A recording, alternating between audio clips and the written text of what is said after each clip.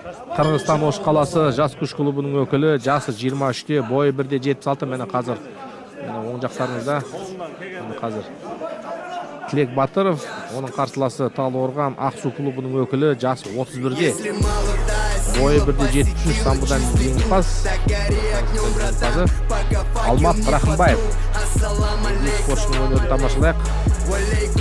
Енді Тілек Батыров қырғыз спортшысы, атағы әлемге әйгілі спортшы. Бүгінгі жарысқа өзіне келген айтуы келген екен. Ол да құптарлық жағдай. Осындай жарыстың, осындай спортшылардың бұндай жарысқа келуі, осындай жарыстың деңгейі асырмаса өсірге өшірмейді. Міне қазір аяққа өтіп жасап жатыр.